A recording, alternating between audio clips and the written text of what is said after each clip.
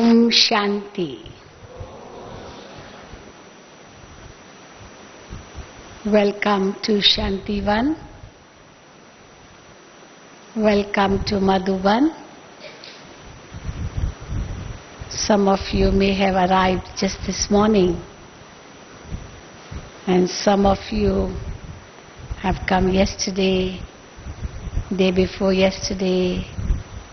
Some must have come from Mount Abu, Pandav Bhavan, Gyan Sarovar. Some must be first-timers. All the first-timers, raise your hand. Okay. So, special welcome to the first-timers.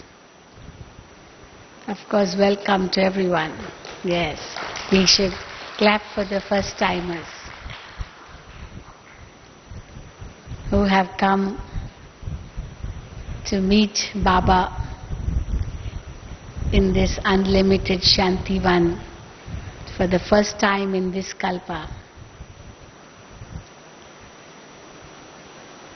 Even though some of you have come first time, but I'm sure as you have heard many stories of the Yajna of Gyan Sarovar, Pandav Bhavan, Shantivan, it may not be new for you. It may not be also new for you to hear my voice, because you must be hearing my voice along with Bap Dada's voice when Bap Dada comes and speaks the Murli. Many tell me you are the Master's voice, Baba the Master.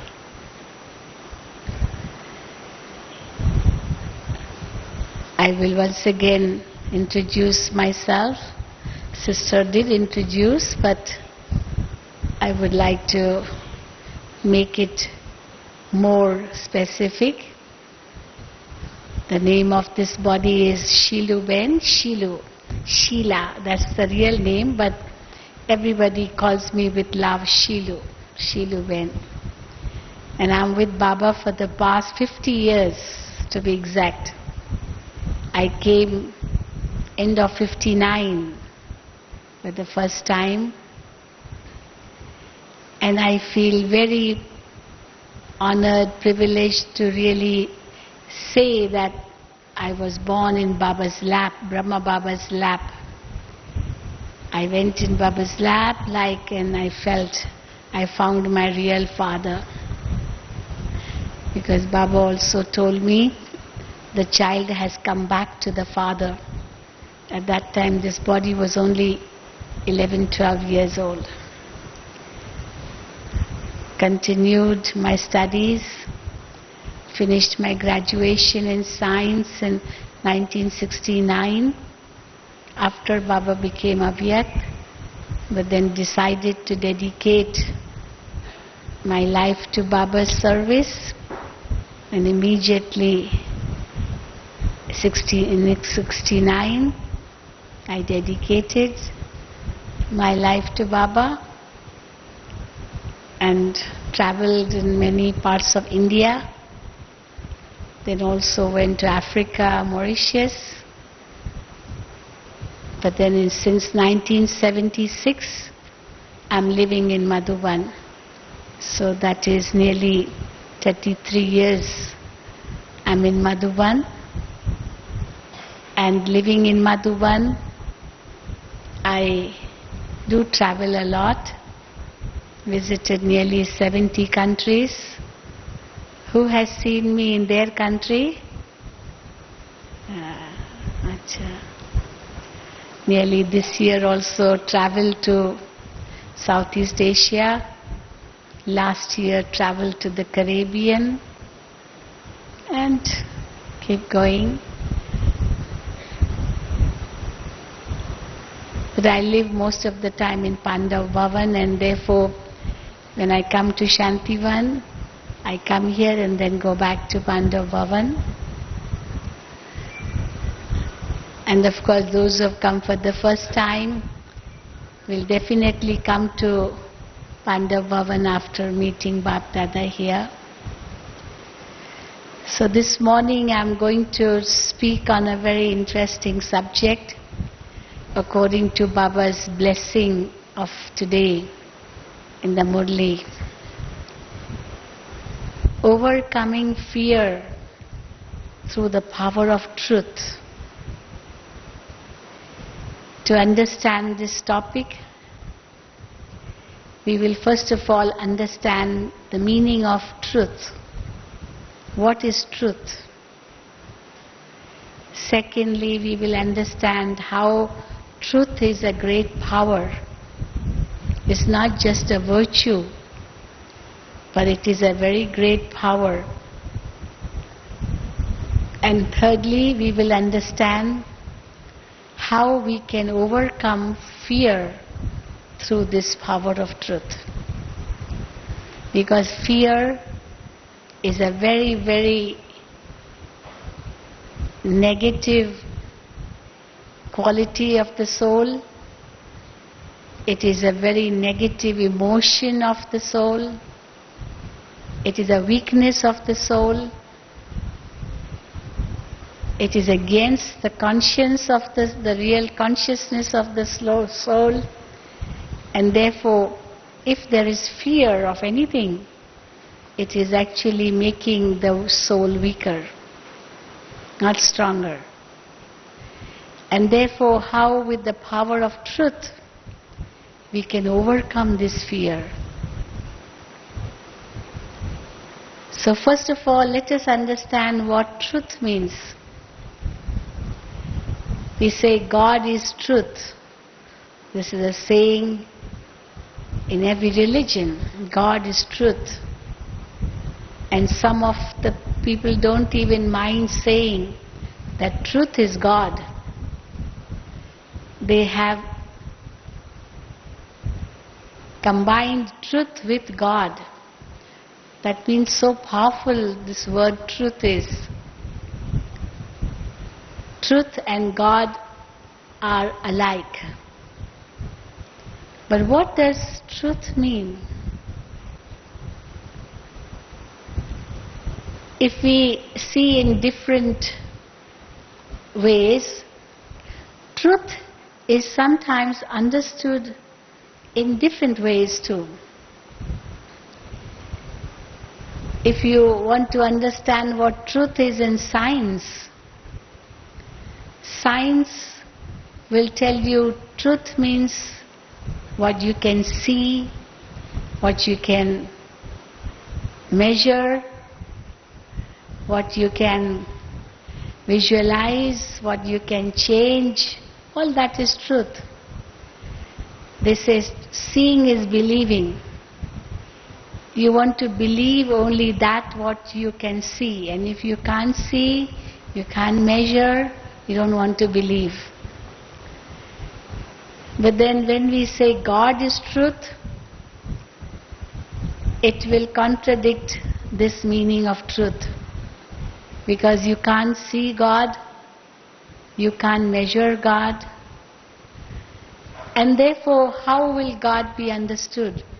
And how will you call it the truth? Because if only seeing is believing, you want to believe only what you can see, and you want to accept only that as truth. You know, there are many jokes on this, interesting jokes. There was an atheist professor who wanted to prove to his students that God does not exist. So he went on to speak in the classroom. He picked up a chalk and said, "Can you see this?" Everyone said, "Yes." "What is it?" "It's a chalk." So that means it exists. You believe in it because it exists. You can see it. Then he picked up a duster and said, "Can you see this? What is this?" "It's a duster." "Okay, you believe it because you can see it." In this way he went on to speak out all the different things he could see in the classroom. The blackboard, the chair, the table, the fan, everything. So you can see all that, and therefore it is a truth. It exists. You believe it. You can see it. And then he asked Again, very different question. Okay, whatever you see, you accept it, you believe it, okay, it's the truth. But can you see God? Everybody was stunned for a minute. How can you see God? So they say, no, you can't see God. Well, he said, then if you can't see God, why should you believe in Him? If you can't see something, then no need to believe. That means he wanted to prove that God does not exist. There's nothing like God. Everything is science, And there was one very clever student. He came up and said, very good, sir, you gave a very good speech, but I wish to ask you something. I want to know, but before I ask you, let me ask my friends, the students. He repeated the same thing. Can you see this? Okay, it exists, it is the truth. And then he added, he said, can you see our teacher's brain? And everyone said, no. So what does that mean? You can't see the brain. The brain is right inside the skull, no? You can't see it like that, with these naked eyes in this way. Of course, you can maybe see it in a laboratory, in a glass case, but then when you can't see your teacher's brain like that, you can only see the head but not the brain. So when everybody said, no, you can't see the brain, then what did the student say? He said, that means the brain of our sir does not exist. So this is a very, very wrong way of trying to give some logic. Because you can't see everything with these naked eyes. It's impossible. Even otherwise, even physical eye things you can't see everything with these naked eyes. Some are so tiny, you need a microscope to see. The eyes can't see without the microscope. Some of the things are so far, even if they exist, but then they are so far, the eyes can't see everything. You need a telescope, binoculars, big telescopes people have to see the stars and all that. You can't see with these naked eyes. Okay, what about this sound? You can't see it, you can only feel it, you can only hear it. So everything you can't see. If everything also you cannot measure, how can you measure? How will you measure how much is the heat in the sun? It's endless. No measuring tape or measuring instrument will be able to measure. When it goes there, it will melt. Even though scientists have tried to say to some extent that this is the amount of heat in the sun and so on. Okay, you can measure heat, but can you measure cold? You cannot measure cold. So you can't say that cold doesn't exist. It exists, but you can't measure it. You only measure heat. So many things, if we really want to say you can see it or you measure it only, then you want to believe it, it's not the right approach. It's not the right way to give any definition of truth. So science is not complete to explain what truth means. But then you go to other fields. For example, in politics, people talk a lot about truth. I'm speaking the truth. I'm speaking the truth. But then what is the truth in politics? It's the majority which wins. Majority raise their hand and everything goes on that side. If minority, even if they are right, but because they are in a minority, they will not, whatever they say will not be accepted, their voice will not be heard. Only who are in the majority, their voice will be heard. So it is majority wins and that is the truth, however wrong it may be. That's what we are seeing in politics today. So again, that is not the truth. Then what do we see in judiciary, in law, evidence? Even if someone has not committed a murder, but many people are saying that he has committed, and even if he hasn't, they will still punish him for it. And somebody has committed a murder, but no evidence, no, want to say anything, then even if he has committed, he will be saved. So, where is the truth? Truth is not just this. Somebody may say, when he defines truth, means he will say, whatever is as it is, in whatever way it is, if it is described or defined in that same way, that is the truth. Now if I say this is a hall, and these are bricks and chairs and tables and sofas and windows and doors, and I just describe this because I am able to see it accordingly, well, of course it's a truth in a way. But every moment everything is changing. Everything is changing. So if after 8 days or 10 days and I still describe this hall in the same way, it's not the same. It has changed completely. This decoration which I see today wasn't there some 15 days ago. It will not remain after a few days. It will be all taken out. Even this wall, some change has happened. So nothing is constant in this world. That is what they say, in this world everything is changing. Everything changes. Only thing that is constant is change. That's what they say in management. That's the only thing which is constant, change. Otherwise everything is changing. So if everything is changing, how can you call that the truth? Truth is something which is not changing. If something is changing, it's not called truth. For example, if somebody is telling a lie. Now in order to prove that lie, he has to tell so many more lies, in order to prove that lie, because he is hiding one truth.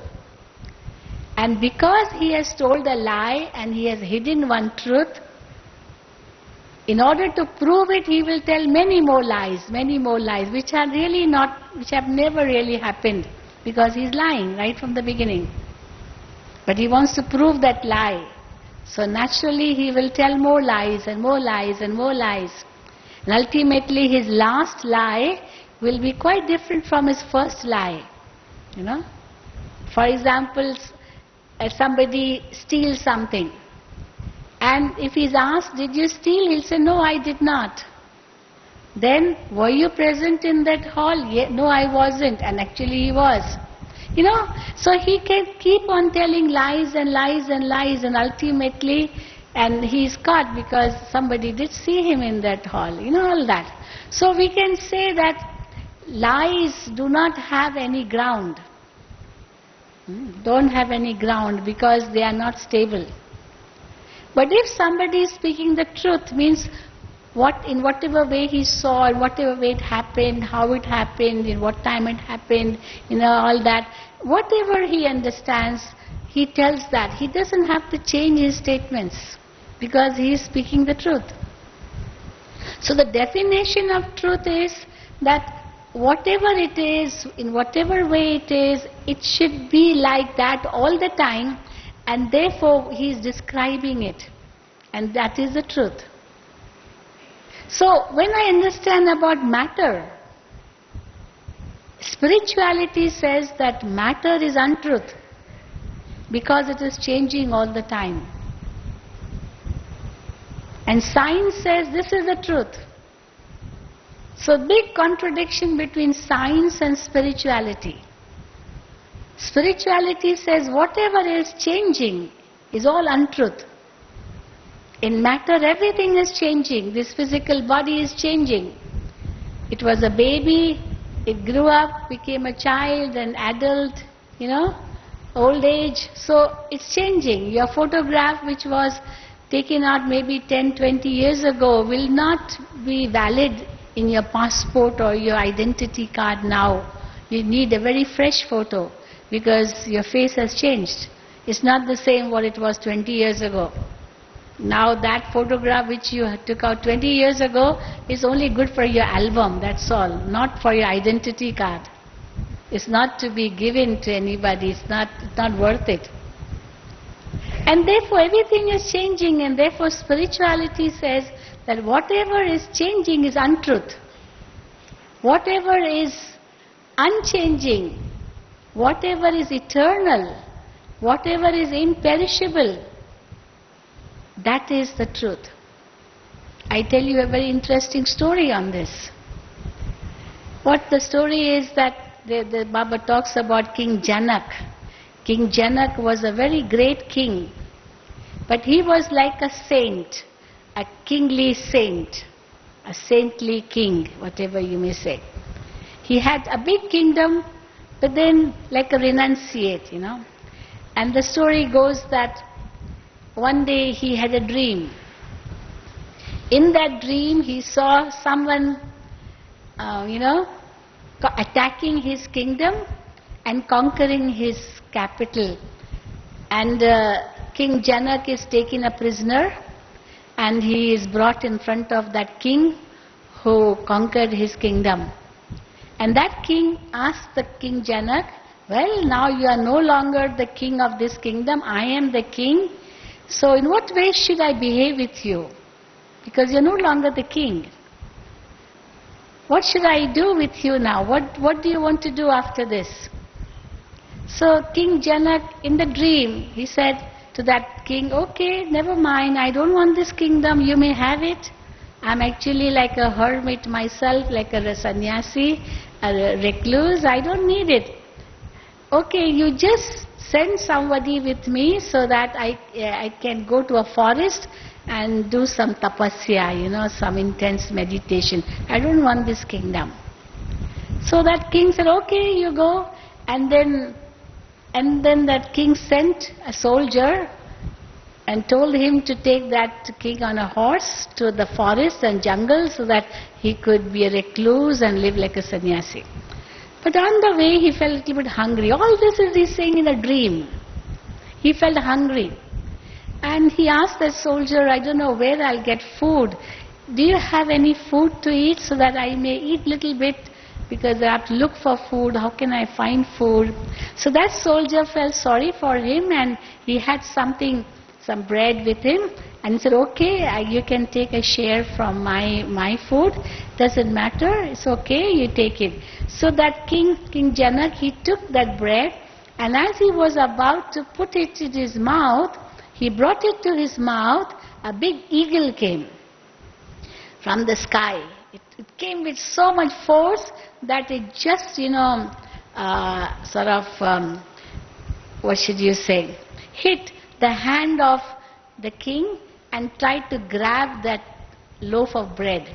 Now as the eagle hit the hand of the king, immediately at that moment the king got up. He looked around, he said, where am I? Actually he was in his bed, in his beautiful palace. Neither had he been attacked, nor was his kingdom lost, nor was he going to the forest, nor was he hungry. It was all only in a dream.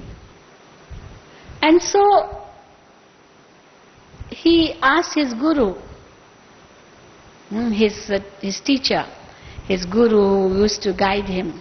He asked him, what is the truth? Was that dream the truth? Or is this beautiful palace in which I am living the truth? What is the truth? What is the truth? So that guru gave him a very good knowledge. He said, well, neither was the dream the truth, nor what you see around you is the truth. Both are not truth. So the king was surprised. Both are not truth. Is it this truth? The guru said, no, this is not the truth too, because it is changing. Today the palace is very beautiful, very new. After 100 years the palace will become old. It won't be the same. Your bed will not be the same. It will change. Everything will change. So whatever is changing is untruth. So, and the dream which you saw was also untruth. So neither was the dream the truth, nor is this what you are saying the truth. Then he asked, what is the truth?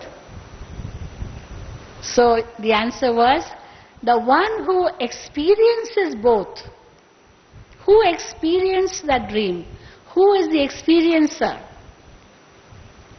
The one who experienced the dream and the one who is experiencing all this is the truth. But what the experience that one had is not the truth. Because it will change. There will be more experiences of whatever he is experiencing. Then who is the experiencer? Then came the knowledge of the soul. The soul is the one which experiences. And therefore the knowledge of the soul was that the soul is truth. Because the soul is unchanging. The soul is eternal, immortal, imperishable, indivisible, invisible. The soul cannot be cut with any knife or sword. It cannot be made wet with water. It cannot be made dry with air. It cannot burn in fire. So the five elements cannot change the constitution of the soul, because soul is not made of matter. Anything which is made of matter can be changed by matter. Water can change into vapor with fire. So the form is changed. Anything put in water, it swells because the water enters that like a log of wood. If you put in water, the log of wood will swell. So matter, whatever is made of matter, it changes when it comes in connection with matter. And therefore they say, according to spirituality, whatever you see, whatever is of matter is all changing, and therefore it is the untruth. But Baba gives us another definition. Baba says even matter is truth, in a way. Why matter is also the truth? In one way it is untruth because it is changing, but in the other way it is the truth because even though it is changing, it is eternal. Matter can neither be created nor destroyed. As matter cannot be created or destroyed, but it can only change its form from one to the other, but total sum remains the same. So if it remains the same, that means it is the truth. So even matter is the truth. But half of the definition is it is changing, and therefore spirituality says this is untruth. And Baba says, no children, even this is the truth. Because everything has to come back. It's a cycle. In the cycle, everything comes back. So whatever goes is not lost forever, it has to come back. So when it comes back, it is the same, what it was 5,000 years ago, as Baba says. So nothing is lost. And therefore even this is the truth. Drama is the truth. Soul is the truth. Matter is the truth also. Nobody created it, nobody destroyed it. So spirituality gives the true definition of truth. But then science will say also the definition of truth in one way, that everything is eternal. Nothing is destroyed forever. So Baba says that matter is the truth, soul is the truth, but then the difference between soul and matter is that it is always changing physically. The soul is the truth, but then even the soul goes through stages of golden, silver, copper, iron. It goes through different stages. But then the highest one, the third one, the Supreme Soul, is the unchanging one. Not only the eternal, the immortal, the imperishable, the indivisible and the invisible one, but also never changing in the qualities, never changing in the stages as well. So matter changes in the qualities, soul changes in its stage, but the Supreme Soul changes in neither. And therefore it is said, God is the truth. Why is God the truth? Because God is complete. God is unchanging. God was, what is and will be the same. time factor cannot change the qualities of God, cannot change the stage of God, cannot change anything of God. And that is why it is said God is the truth. So when I understand truth, the aspect of knowledge, truth in this way. And then I understand through knowledge that I, the soul, am also the truth. I am never created, I never die. And but now I have forgotten that truth. And therefore, I feel I'm impure, I'm bad, I'm vicious, I'm weak, I'm this, I'm that. All the negativity has entered into me because of body consciousnness. As Baba said, it is like an alloy in the gold. The gold is pure gold. But when alloy mixes, of course the carats of the gold decrease from 24 carats to 18 carats to 14 carats to 9 carats and so on, and becomes then like iron, because silver, copper, iron, all other metals are included in the gold. And therefore the value of gold also decreases. But then that gold can be brought back to its original stage by putting it in fire. And the alloy is removed. When the alloy is removed, the gold becomes pure gold once again. So just as we give this physical example, we can talk about the soul in this way too. That the soul is not impure in its original nature. In its original nature, it is very pure. So purity, peace, love, happiness, joy, power, all these qualities we are aspiring for, they're already within the soul. You don't have to look for them outside. But you have to look for them within. And how will you find them within? By just becoming aware that you are it. And once you are aware, you experience it. Because what you think, that you become. You can never experience peace if you think about peacelessness. You can never experience love if you think about hatred. You can never experience happiness if you think about unhappiness. So whatever you think about, you will experience that. And therefore Baba is saying, change your thinking, change your consciousness, change your attitude. So who will change? The soul will change. But the Supreme Soul, Shiv Baba, the Ever-Truth, he doesn't have to change. And the main reason, as Baba gives, is I don't come in the body in the cycle of life and death, birth and death, but you children come, and therefore you forget. So you have to just remember. So this is awareness and unawareness, the game of awareness and unawareness. So when we become unaware, we forget our original qualities, and then when the awareness comes, we again realize our qualities. It is already there within us. But the Supreme Soul doesn't forget that awareness, so he doesn't lose that awareness, because if Baba says if even God would lose, then who would remind God?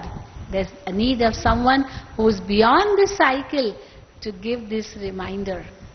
And therefore Shiv Baba is beyond the cycle. But in a way all the three are the truth. But the game is between two, soul and matter.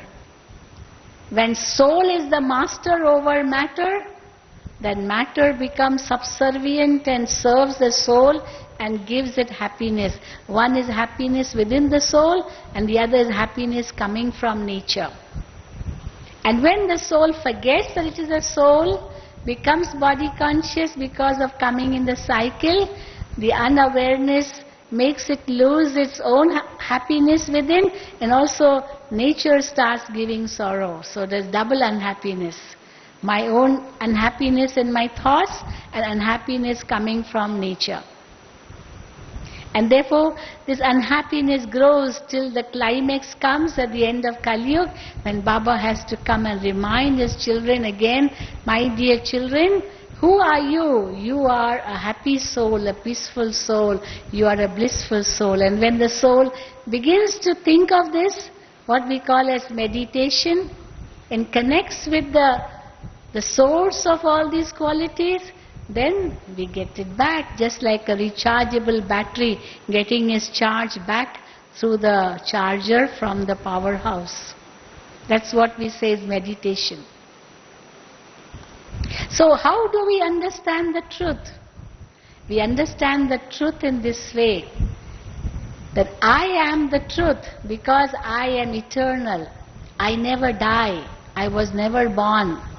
I existed even before the body came into existence, and I will continue to exist even after the body perishes. It's such a great truth. And once I realize this, the biggest fear which I can overcome is the fear of death. Today in this world, we can make a long list of different types of fears. So many fears.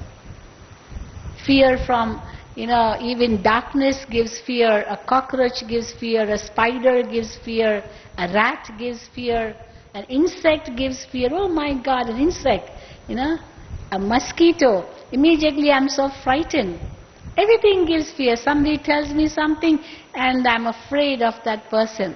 I'm afraid to have to do this. I'm afraid to go there. I'm afraid, afraid in every step. At every step, in every aspect, the fear is, oh my God, I don't know what will happen.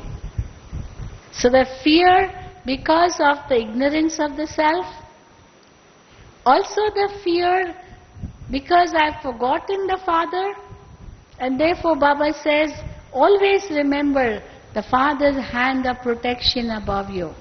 Never, never forget Baba. That's the hand of protection above you.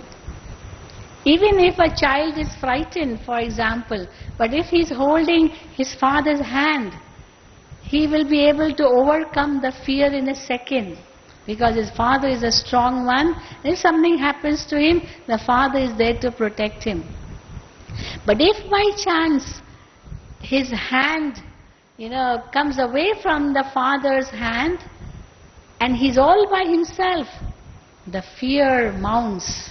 Because he's alone. And once he finds his father, immediately the fear goes, because now he found his father. There's someone above him, someone greater than him, someone stronger than him to be supporting him all the time. So one is I overcome my fear. The greatest fear someone can have is the fear of death. And I overcome this fear by experiencing myself to be the eternal truth, the eternal self, and therefore I am the truth. The second fear is when somebody is lonely, the fear comes, oh, I'm lonely. What if something happens? And this is why Baba says, never feel lonely, never. Solitude is beautiful, but loneliness is not a very good word. And Brahmins should never feel lonely because we are always in Baba's company. Baba is with us. Baba says, make me your companion. Be in my company. First Baba says, be in my company, make me your companion. And then sometimes Baba says, make me combined with you. Why do you separate me from you? When something is combined, it can never be separated. You must have heard many examples. There was an example of two Iranian sisters who were joined with through the head. There was only one artery or vein through the head, and therefore they were joined through the head. The bodies were different, but the head were together. And they couldn't be separated even if they wanted to be. The doctor said it is very risky, very risky. But they were so fed up. For 25 years, they couldn't separate themselves. If one had to go to the toilet, the other also had to go with him, with her, If one wanted to go somewhere, the other had to go with the other one. One wanted to become a barrister, a lawyer, the other one wanted to become a journalist. They had different desires, but then they could not separate, so they had to be together. Even if it was against their wish, they couldn't separate. And ultimately, I don't know if you know the story, that they searched for a doctor who could separate them. Okay, one doctor did take the risk. I think it was in Singapore they went. They were from Iran. And when the doctor said, I will only take a risk, I can't promise you. And he took signature from them that if you all die, it's not my reason. So they took the risk and signed, but we want to be separated. And ultimately what happened? Very soon after the operation, both of them died. You know the story, no? Don't know the story? Who knows the story? Many know it. It was such a big news in the newspapers a few years ago. They didn't want to be together because they had different desires, everything different. They could not separate. One wanted to sleep, but the other one didn't want to sleep. But they had to sleep because one wanted to sleep, even if the other one did not want to sleep. So they were so fed up. But then if you combine yourself with Baba, you will never be fed up. Baba will obey you. Okay, yes child. Baba will guide you also, what is good for you, what is not good for you. So, to be combined with Baba means never to feel lonely. Baba is always there. In Bhakti they say God is watching you. So we ask those people, okay, if God is watching me, what is He doing? If He's watching me, in what way does it matter? Okay, let Him watch. But in what way, what is the reason for His watching? Does He help me? Just watching, in what way is going to help me? But if He's helping me, then never mind if He's watching me. Like a child is being watched by the mother, and the child, when it's falling, the mother will just hold it, pick it up. It won't allow the child to fall. So that watching is good. But if God is watching me only wanting to see where I'm committing sins, where He has to punish me, where He has to, stop me and all that, well, that is not good anyway. He must help me. Just watching is not sufficient. Is He helping me? Some say yes, some on the contrary say God does everything. If I'm lifting my hand, it's God who's lifting this hand. It's God's power who's lifting this hand. If it wouldn't be God's power, this hand wouldn't lift. We say, how can this be God's power? If God's power is lifting this hand, then this hand can slap someone. You mean God's power is slapping that someone? This hand can raise and kill someone. Does God do the job of killing someone? But this hand can also raise and bless someone. So which act is God doing? Blessing or killing? Or is both being done by God? And if killing is also being done by God, then the policeman catches that killer and sends him to jail. So the policeman is also doing the work of God. The jailer is doing the work of God, the lawyer, the judge, all those doing the work of God. Then if everything is being done by God, then is it all a one-man show? Then why catch someone? Why send him to prison? Why punish him? Why? Because it's the same one doing everything. So it makes no sense whatsoever. But now we understand that God is with me. Like Baba says, He's the Karan Karavan Har. He does and gets done. So it's not that literally when I'm raising my hand, it's God who's raising my hand. It's the soul which is raising the hand. If the soul wouldn't be in the body, this hand would not rise. It's the soul which decides, which has a choice what to do and what not to do. But then, if I'm in the remembrance of Baba, Baba is there to guide me, to give me the touchings, to help me, to protect me. So this is understanding truth, and with that power of truth, overcoming the fear through knowledge, with knowledge or in knowledge, and yoga. So So yoga also means connection, communion, combining the self with Baba, having faith in one Baba and none other. It's all part of yoga. Now we come to this aspect of dharana. How truth helps in dharana, in inculcating virtues, other virtues. Baba comes and tells us, children, you are not this body, but you are a soul. This is such a big truth. Till now we were in the wilderness, we were like all lost, we were all experiencing untruth because we were considering ourselves to be the body. You know, very many people when they are arguing with somebody, they say, but I'm telling you the truth. I'm telling you the truth. You know, and then he'll get so angry. He says, I'm telling you the truth. If somebody is speaking lies, he'll get so angry. You are speaking lies. You are speaking lies. And I'm speaking the truth. But actually both are speaking lies. Why? Because if I say I'm speaking the truth but I'm saying it with anger, that means I am speaking lies because I'm in my body conscious state at that time. If I'm in my soul conscious state, I will never get angry.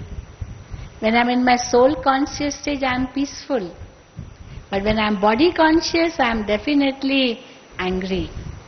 So if somebody says, I'm speaking the truth, but says it with so much force and anger, actually he is speaking the untruth because he is considering himself to be the body. And there are people who say, I never tell lies, I never tell lies. I always speak the truth. But they speak the biggest lies. Why? Because right from morning till night, they identify themselves with the body. I'm Mr. So-and-so, I am a doctor, I'm an engineer, I'm this, I'm that. I. And Baba says, this word I, you know, Baba said in today's slogan, change I into what? Yours. You heard the slogan? Change I into you, yours, you. If you say I, then you will be burdened. But if you say you, your big mountain will change into a molehill. It will become so easy. So where the ego of I comes, that is all untruth because I am not the body. I am the soul. So this is the biggest untruth, biggest false, biggest lie when I am identifying myself with the body. So right from the beginning till the end of life, people are speaking lies. Where is the truth? Because they don't know the self. And the second untruth is, for everything they'll say, this is mine, this is mine, this is mine. So Baba said, I and mine, these are the two doorways to hell. The two doorways to sin, I and mine. They say to steal is a sin, to tell lies is a sin. Of course it's a sin to tell lies, but then as many times I say I in a body conscious way, I am telling a lie, I am committing a sin. Secondly, if I say mine, even that is speaking a lie because it's committing a sin, because nothing really is mine. Anything which is physical doesn't belong to the soul. The soul never brought it, nor will the soul take it back to the soul world. My possessions, my property, my land, my car, my house, my money, I never brought with me. I'm using what somebody else had used before me. And once I'm away, I'm gone, somebody else will use after I'm gone. That house, supposing it's my father's house. So my father died and I got that property, I got inheritance, and I'm now living in that house, and then after this body dies, My children will take this house, so I never brought the house, nor will I take the house. It will remain where it is. So and if I say mine, mine, mine, that as many times I'm saying mine, which is attachment, which is possessiveness, that many times I'm committing sins. And therefore again a very big lie by saying mine, because it never belonged to me and it will never belong to me after I leave. And therefore Baba says, what is the truth? The truth is that you are an eternal soul. You are the child of the Supreme Soul. You are an actor on this world stage. You have come from the soul world. You are the embodiment of peace and love and bliss. This is the truth. And this is unchanging. It never changes. It was the truth, it is the truth, and will continue to be the truth forever. And if I stand on this truth, then nothing can shake me in the world. If I am shaken, if I am afraid, it is because I have forgotten this truth. Because fear is usually because of desires, because of some impurity, some vice inside, some negativity inside, something which is against my conscience. Immediately that will lead me to fear. And that's why there's a very beautiful saying, the one who is speaking the truth keeps dancing. He need not fear at all. There's no need to fear. Why no need to fear? Because that soul is able to be aware of its true self. So why fear? The fear comes when I'm not aware of my true self. When I've done something against my conscience, immediately the fear will come. Even when you're trying to do something against your conscience, the fear will come immediately. It will come immediately. You get angry, immediately afterwards of some time, the fear will come, oh, I got angry now, what will happen? I don't know what reaction will happen after I've said this or done this. But if you had been quiet, calm, cool, peaceful, loving, you would not worry about the consequences. Because you would know you are on the path of truth. You haven't done anything wrong. So internally you are so convinced, you are so peaceful, you are so determined, you are so strong that you need not worry at all. So there is no question of fear at all. You know, some people say that truth is bitter. You know why they say truth is bitter? Because if something has happened and I tell someone about it, he will feel bad, or maybe he will not like it because I've told the truth to him. But then why should truth be bitter? Even if you want to tell something which he might not like it, but if you say it in a loving manner, he will like it. Supposing someone does something wrong, he says, oh, you're so stupid, you're so silly, what is this, what have you done? Now he'll say, okay, I'm sorry I did this wrong, but why do you have to call me stupid and silly and all the bad words? You could have said it with love. Oh dear, you did this, this, he said in a very peaceful manner also, very loving manner also. Why do you have to be so harsh to say that? Even though you're speaking the truth. But to speak the truth in a harsh way, in an angry way, is also like speaking the untruth, because that's not your true nature. Some people, they complain that I got angry with him because he spoke lies. Why did he speak lies? That's why I got so angry with him. And he's speaking lies in front of me. He doesn't know who I am. Now what does that indicate? Okay, he spoke the lies, he committed a wrong act, but why do you have to get angry for that? If speaking lies is something wrong, then even getting angry is wrong. It's not that he's wrong and you are right if you're getting angry. By becoming angry, you're not going to correct him. He will never correct himself if you're angry with him. And that is why we say only love can change. Anger can never change. Even if anger does change someone, it will happen very temporarily. He will resolve back to his own original, his own ways in which he was before. He did it because of your fear only.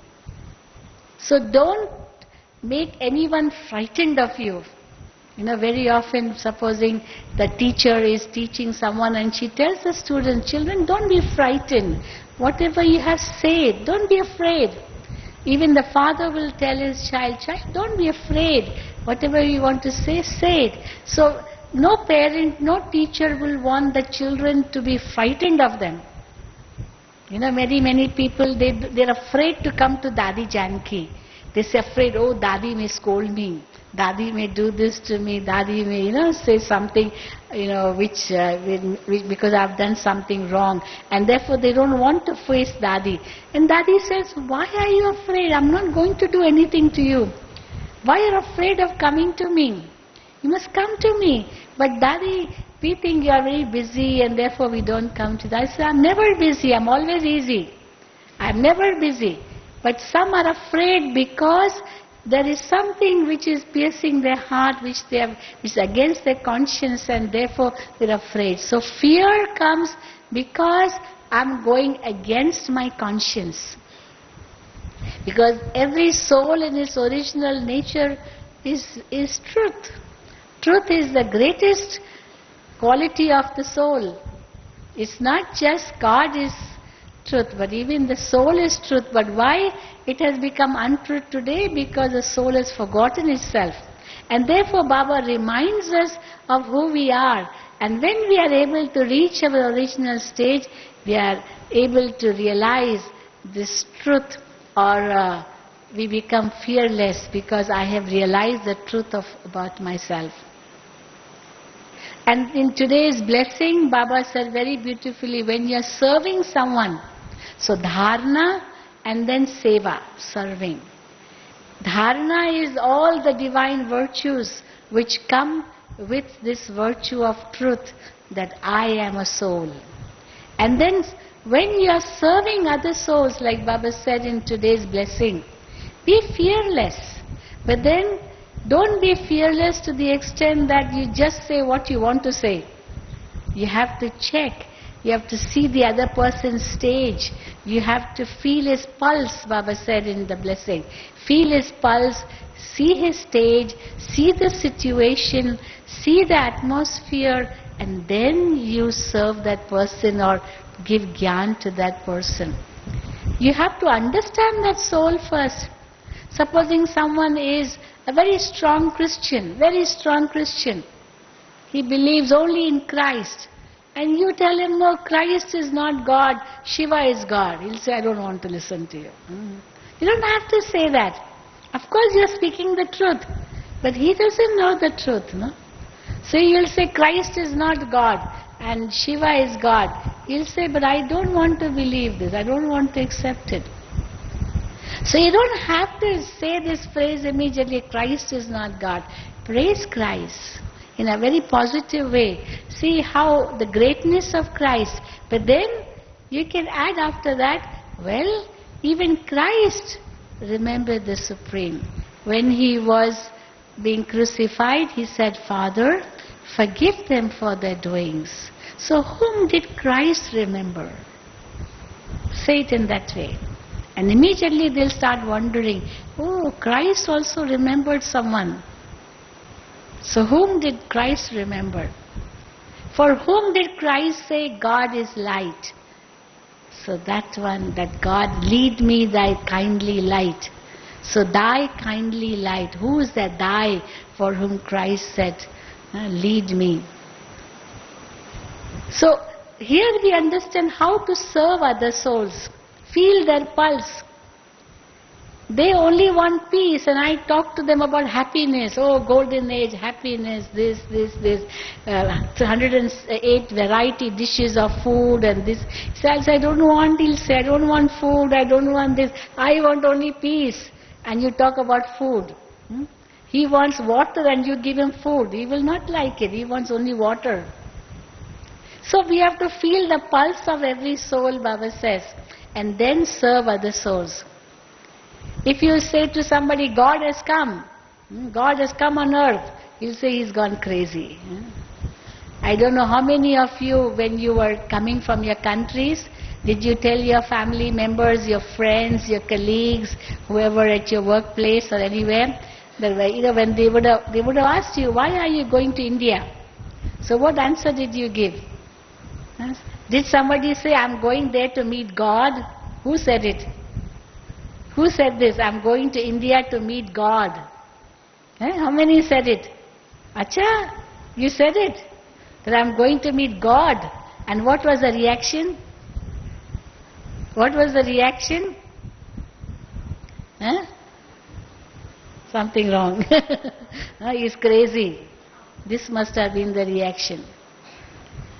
Because when can you meet God? You can meet God only after you die. You can go to heaven only after you die. You can't go to heaven without dying. You can't meet God without dying. That's the belief. That you can't go to heaven or you can't meet God without dying. So if you are going to India to meet God, does it mean that you're going to die there? Of course, Baba says it's a living death. Anyway, it's a living death. But then to say straight away like that, people will not understand. They will think that you are gone crazy. Because whoever would ever say, oh, I'm going there to meet God, only a crazy person will say. But then you can say that you can talk about the present situation of the world, how the world today is in such a chaotic state, how now is time for transformation. Say in an indirect way, that how the acts of God are going on for the past 73 years of transformation of the world and this and that. And then he should or she should show interest and say, really? Where is this work going on? How is it work going on? How can I experience it? Let them be interested. But if you say, God has come and I'm going to India and I'm going to meet God and the world is going to be destroyed, people will say he's crazy. So that's not the way to serve souls. In India also we see some are devotees of Krishna, some are devotees of Rama, Ganesh, Hanuman, gods and goddesses. They are such strong devotees of them. And if we tell those strong devotees, for example, devotee of Krishna, that Krishna is not God, Shiva is God, he will not want to believe. He will not want to listen to your gyan. He will say, no, my God is Krishna. I want to worship only Krishna. But you can explain in an indirect way that how Krishna also remembered Shiva. There are many stories in the scriptures about Krishna when he wanted to kill a devil. There's a story in Diwali time, the story of Narkasur, the devil of Nark, of hell. How Krishna killed him. And how he killed him, first he went to the temple of Shiva, first he worshipped Shiva. He remembered Shiva. Only then he got the strength from Shiva to kill the devil, Narkasur. The same thing goes with Ram. That Ram wanted to, destroy Ravan. But then he was advised, he said, you cannot destroy Ravan without taking power from Shiva. Because only through Shiva, the power which you receive will help you to destroy Ravan. Because Ravan also has got the power of Shiva. That's the story. So take power from Shiva, only then you'll be able to kill Ravan. So we tell these stories. Somebody says Hanuman is God. Hanuman is my God, But then we explain to them that Hanuman was like a devotee of Ram. Hanuman took power from Ram. And Ram took power from Shiva. So who is the highest? The one who does not have to take power from anybody else. So that highest one is the Supreme One. So if you explain in this positive way, then they will accept. But if you say straight away, Christ not God, Krishna not God, Rama not God, only Shiva God, so okay, you keep your knowledge with you. We don't want it. So we have to explain in a very, very indirect way. First find out what that person wants, like Baba said in today's Murli. Feel his pulse. What is he here for? And therefore Baba often says in the Murlis, you must get a form filled from them. What is your purpose of visit? Why have you come here? What do you wish to get? So if he says, I've come here for peace, okay, tell him about peace. Tell him how you can achieve peace. Peace is the innate quality of the self. Peace is in the soul world. So how you can experience peace, give him the experience of peace and then see anything further. And that is what Baba says in the Murlis. If you give them some experience on the basis of what they really want, then they become yours. They will surrender to you. Okay, I'm ready to listen to anything else. Because they have got the experience of what they really wanted. Then they are ready to listen to anything what you tell them. Because that first experience of peace which they have got will pave the way for other experiences. But if they have had no experience and you are just talking and talking and talking and arguing and discussing, it will reach nowhere and ultimately he will not be able to understand anything. So this is what Baba says, feel the pulse, see the situation, that person, what he is in need of, and then you give. Like a doctor, he won't give any medicine to the patient. He will see what is the problem of the patient. What is the disease? What does he really need? So, because he has knowledge of all the medicines, but he won't use all the knowledge there. Only the specific problem he will deal with and accordingly give that medicine. The same thing with a lawyer. What does he do? His client comes to him, tells him the problem, and he has to focus his thoughts only on that problem and the solution. That's all. What law to imply, what law to put in so that he can save his client. He has so much knowledge of all the laws in the world. Big volumes, big books on law. But what is needed for that time? So this is what Baba is teaching us. And when we understand truth in this way, truth in the knowledge, truth in meditation, truth in our dharana, truth in seva, and then we can become perfect. Then we can become equal to God. And then we will be able to overcome any type of fear in the world. But everything has to be done in a very systematic way, with that faith leading to fearlessness. Without faith, fearlessness will not come. Sometimes people are afraid, oh, what should I tell him? Hope he will not mind it, hope he will not feel bad, hope he will not say anything, But say it with love, say it with that pure feeling, say it with that faith, say it with the understanding, say it with the need of the time, say it with that feeling, understand the situation, then whatever you say or do will be effective. And that will bring success. So this is how we become the embodiments of truth, the embodiments of fearlessness. Okay? Om Shanti. Do you have any questions? Do you have any questions you can ask? Yes? Anybody?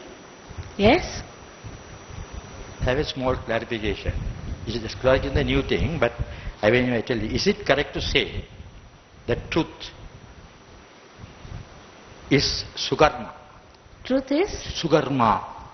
Shuddhatma. Sukarma? Shuddhatma means pure soul. Yeah. Yes. And untruth is Vikarma or Akarma? Huh? Are you analyzing on this karma? Put the mic near your mouth and yes, speak. I am analyzing on the law of karma. The law of karma, sukarma, yes. and vikarma. Vikarma and akarma. So what is the thing is that no, the soul does the karma. So when the soul is aware of its true self, it will do sukarma. But when the soul forgets itself, it does vikarma. That means untruth means coming into the other one. Untruth is vikarma, definitely. Like body consciousness, if I'm in body conscious state, I will do vikarma. I will do, because I'm untruth, no? I've forgotten myself. So when I'm aware of my true self, all my actions will be based on truth. But when I've forgotten myself, all my actions will be based on untruth. Okay? Thank you, sister. Yeah. Anybody else? You can come forward. Take a mic. Yes? No questions? Ask. I would love to answer. No one? All happy? Satisfied? Okay. So we finish now. Thank you very much.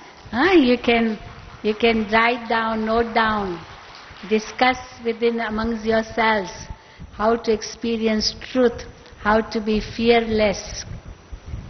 There's much more to say, but then time is up. We will finish now. Om Shanti.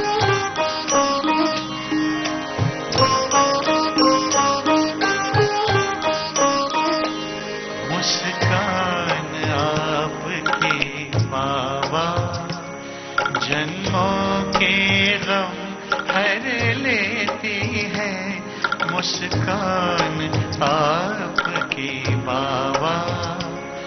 जन्मों के गम हर लेती है, जैसे सूरज की आके किरण, जैसे सूरज की आके किरण अंधियार दूर कर देती है मुस्कान आपकी बाबा। जन्मों के गम हर लेती है मुस्कान आपकी बाबा।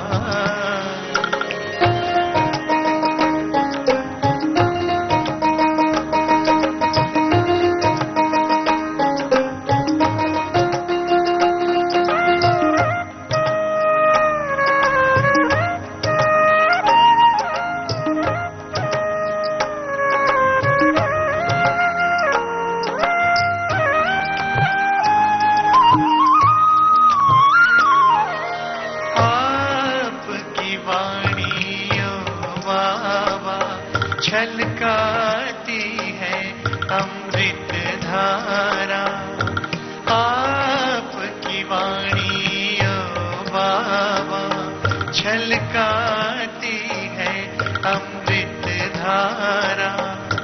आपके नैन के नूर से है उजियारा ही उजियारा।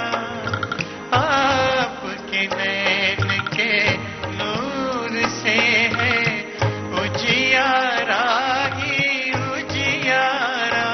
सतरंगी इंद्रधनुष बनकर, सतरंगी इंद्रधनुष बनकर ये मधुर याद भर देती है मुस्कान आपके बाबा। जन्मों के गम हर ले